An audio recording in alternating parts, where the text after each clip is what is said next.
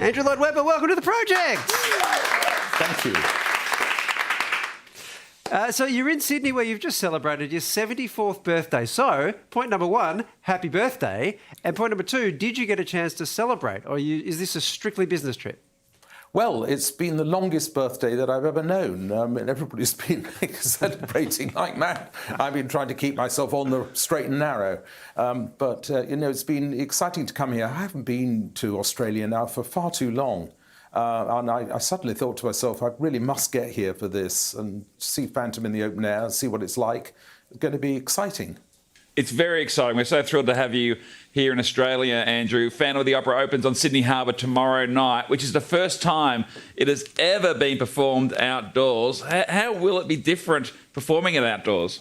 Well, I don't know. I'll let you know when I see it tomorrow. But I've seen the set and it looks very exciting. It's absolutely massive. I've had shows of mine in the open air before. They did a fantastic production of Jesus Christ Superstar 2 or 3 years ago everything is longer ago than one thinks because of COVID, but 4 or 5 years ago, I guess now, in Regent's Park. And, open air shows are great when it doesn't rain. Well, Sydney has had the wettest start to the year on record. Touch wood, Andrew, but have you been checking the weather apps?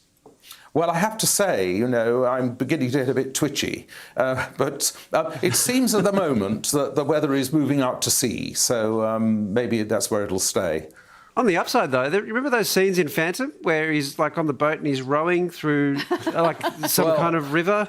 I mean, that would be much easier to do. Well, it might turn into that. You never know. But I mean, short of doing a musical about Noah's Ark on the quick, I can't think really what to do.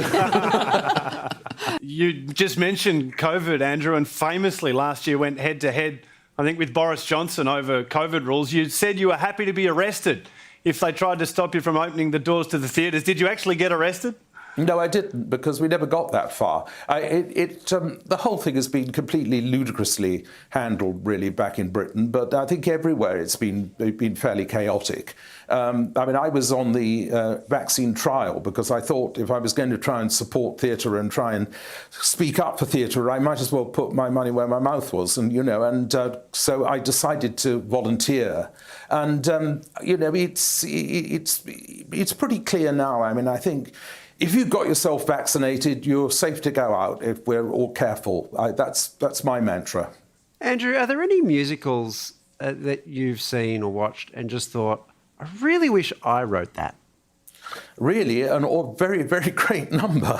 I'm a great fan of all the Rodgers and Hammerstein musicals of the old days, and coming forward, there are a lot of shows again I would have loved to have been a part of. Well, Hamilton, for one, is fantastic. I just love musicals. Actually, the last musical I really, really wished I'd had something to do with was a musical on Broadway called The Band's Visit that opened about 3 years ago, and it won the Tony Award.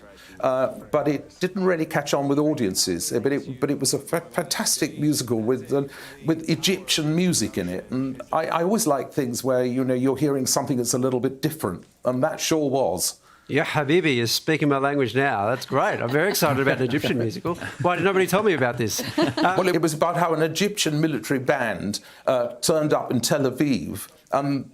Nobody was there to meet them, and they got the day of the flight wrong. So they wandered around Tel Aviv, and it's what happened to them and their adventures. And it was a kind of wonderful culture clash. Written by a guy called David Yazbek, and eventually all the musicians played, and it was one of the great moments of musical theatre, I thought. As I said, it won the Tony Award, but it wasn't one of those ones that the Broadway audience was possibly ready for. Andrew, you welcomed the return of Broadway in New York City with a DJ set that looked absolutely wild. Are you relieved to see the arts starting to thrive again?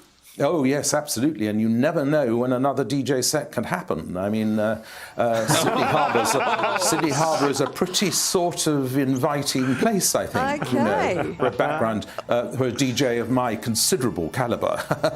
No, it was absolute hoot. I have to say I was put up to it by my children. But unfortunately, my children's tentacles seem to have reached out here. I'm very worried about it. But you may find me, outside an opera house near you.